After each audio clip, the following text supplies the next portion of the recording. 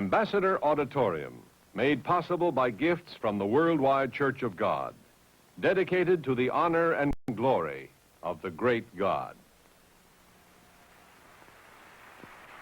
The inaugural concert will be presented by the Vienna Symphony Orchestra, conducted by Maestro Carlo Maria Giulini.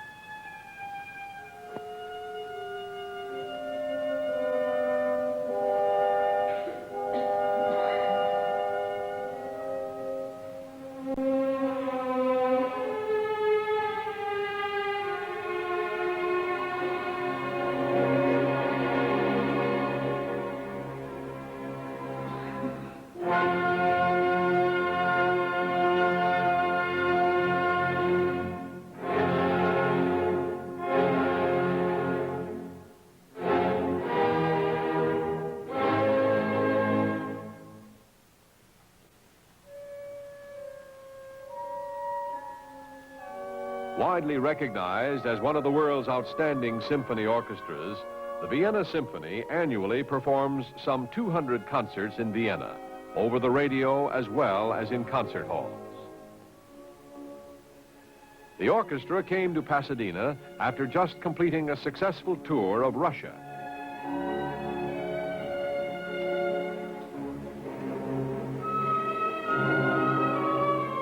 With this concert, the Vienna Symphony makes its American debut with Maestro Carlo Maria Giulini as its conductor and music director.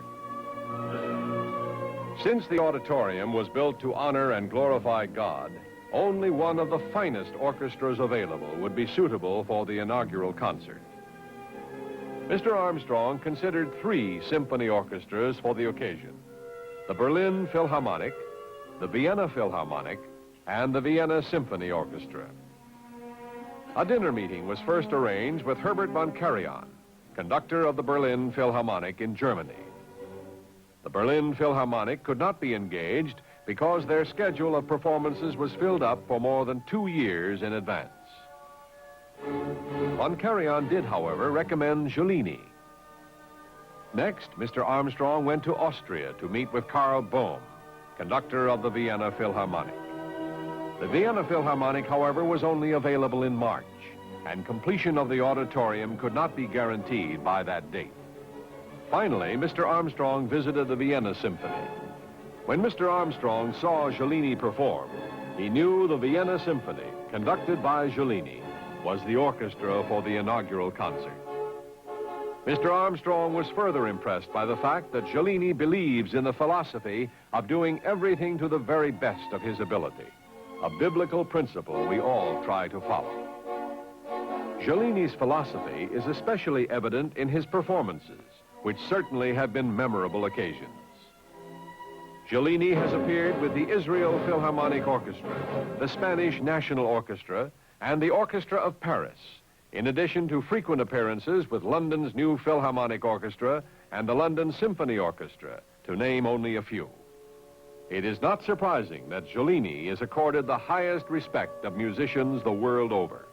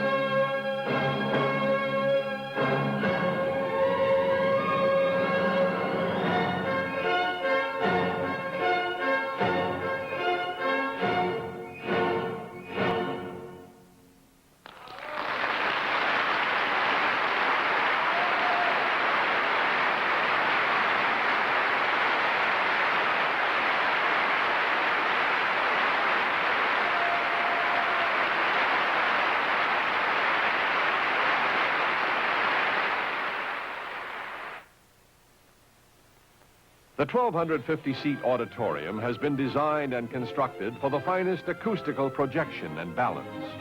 A specially designed orchestra shell provides for the projection of the truest in unreinforced natural tones. Sound can be reflected or absorbed in a variety of different ways, depending upon the use of the auditorium. For reinforced sound, the auditorium can claim the latest in solid-state modular components, including an unusually versatile professional recording console featuring 48 separate channels. 236 microphone inputs are strategically located throughout the auditorium. Many of these are situated in the area of the stage and hydraulically operated orchestra platform.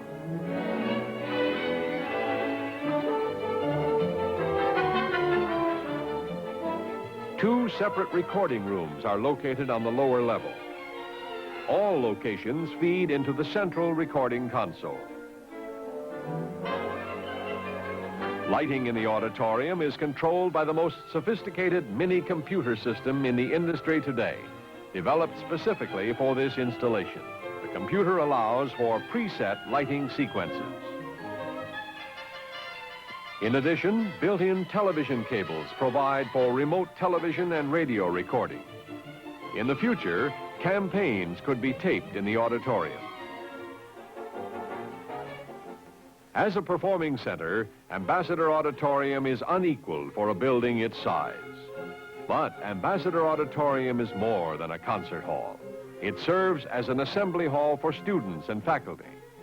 As such, it becomes a focal point on the Ambassador College campus, where God's Word and God's way of life are emphasized as the only firm basis upon which all true knowledge, progress, and happiness can be acquired.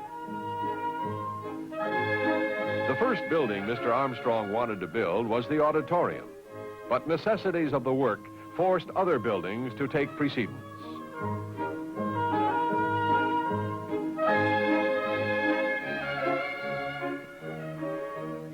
Design of the auditorium began in the early 60s as part of the Ambassador Master Plan.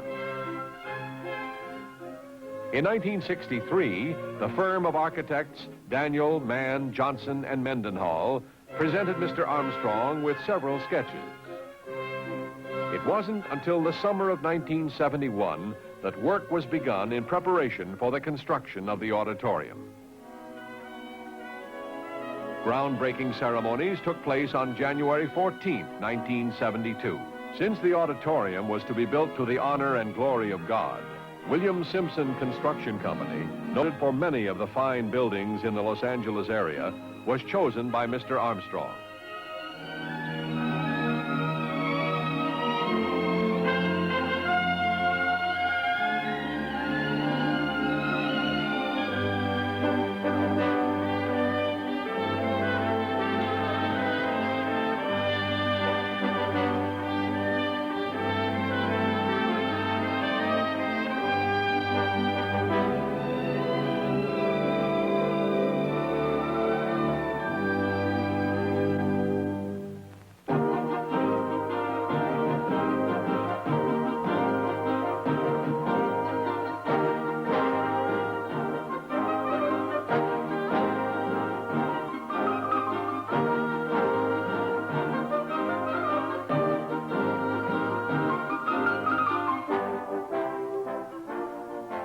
The auditorium proved to be a challenge to Simpson Construction Company. The ordinary building is not made with the finest of woods, stones, and metals. When working with materials of superior quality, doing the best job possible becomes challenging, interesting, and rewarding.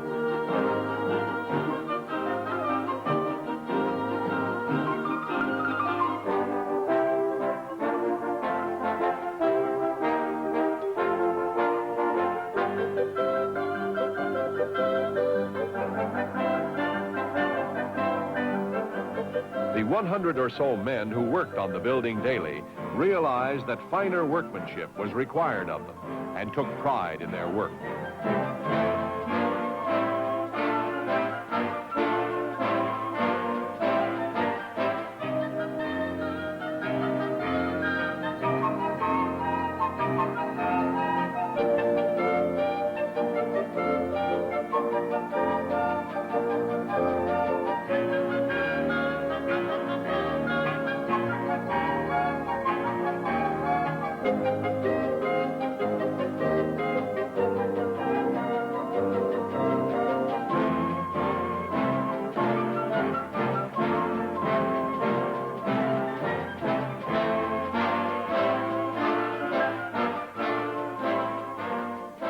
Mr. Armstrong became a frequent inspector as the building progressed.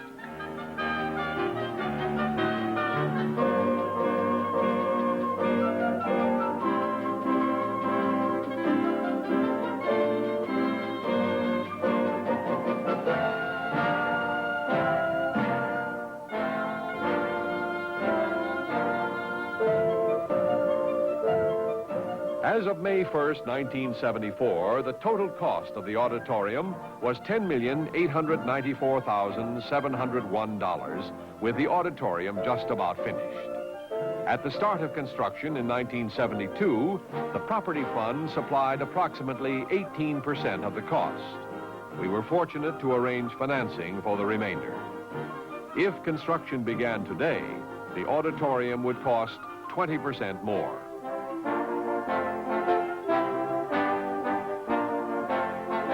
The chandelier in the main lobby was designed by Sid Dorner and weighs 6,300 pounds.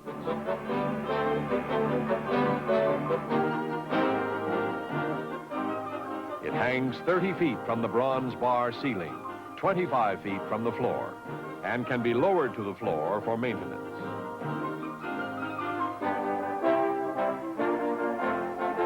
Most of the woods in the auditorium are either teak or rosewood. Since rosewood cannot be obtained in thickness greater than 3/4 of an inch, a substitute for the stair railings had to be found. Martiki, a wood resembling rosewood and having the required thickness, was obtained in Africa, the only place it can be found in the world.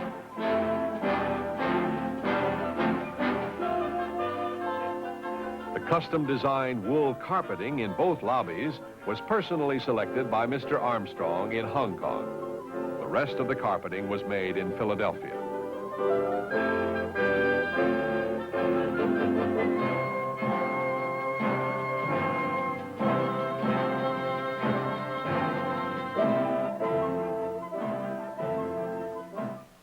Now, via time-lapse, let's watch 2 years of construction take place.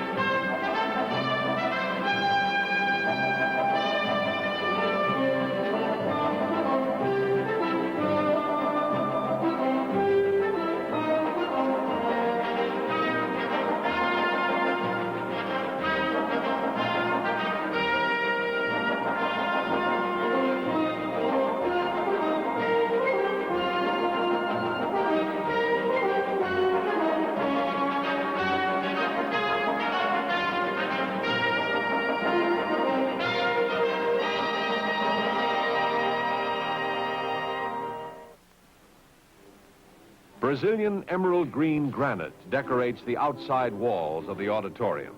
The granite was cut and polished in Massacre, Italy, as was all marble and onyx found inside the auditorium.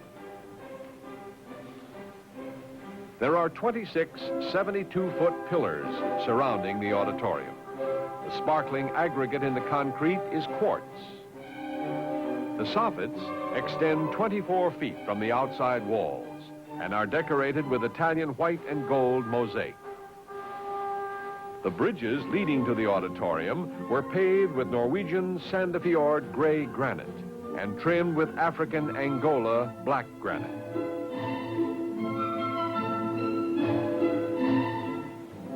The reflecting pool covers 1/2 acre and holds 500,000 gallons of water.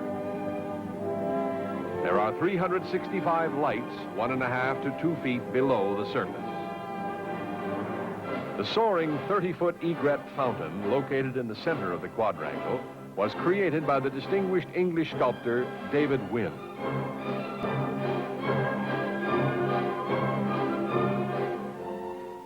All of the landscaping was done by our own expert gardeners.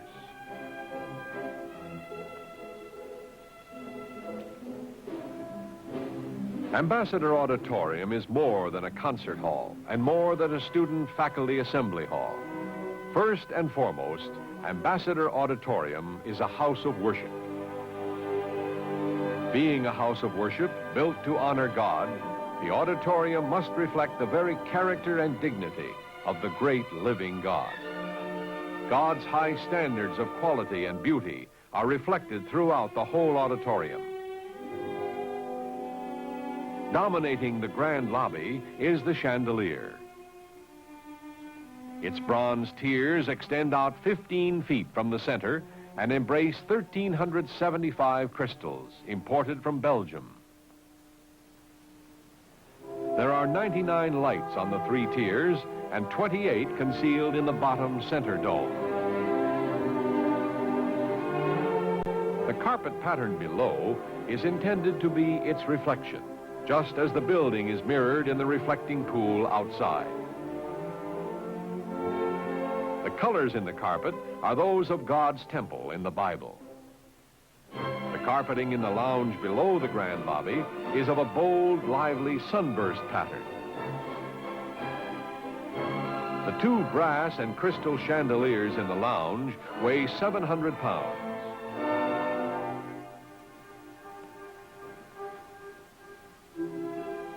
All wood paneling is patterned, a testimonial to the fine craftsmanship of those men who worked on the auditorium. Notice the rosewood paneling, and that the pattern continues from panel to panel across the doors and above the doors. In the grand lobby, 2 7-foot 2-inch candelabras stand on either side of the inscription. The candelabras, made in Baccarat, France, were originally used as an extra added touch in the Shah of Iran's palace during the celebration of the 2500th anniversary of the Persian Empire. Each candelabra contains more than 2,000 pieces of crystal, some weighing up to 30 pounds. Each crystal is made to fit in one and only one place on the candelabra.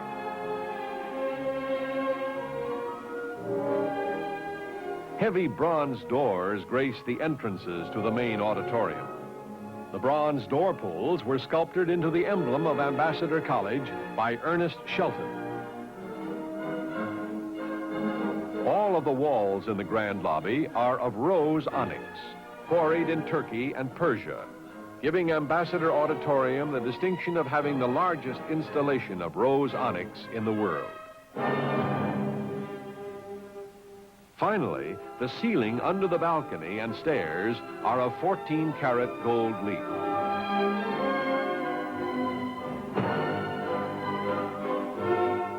The next level above the grand lobby is the mezzanine. The walls are paneled with teak, again patterned carefully. The balcony is decorated in crimson and gold, in contrast to the main auditorium colors, which are gold and purple.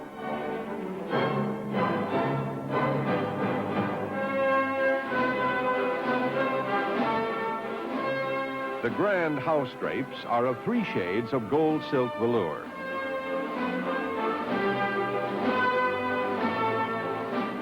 The 2 Steinway concert grand pianos were made in Hamburg, Germany.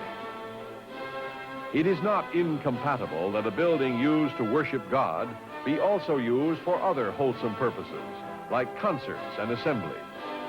God's way is that of serving, giving, and sharing.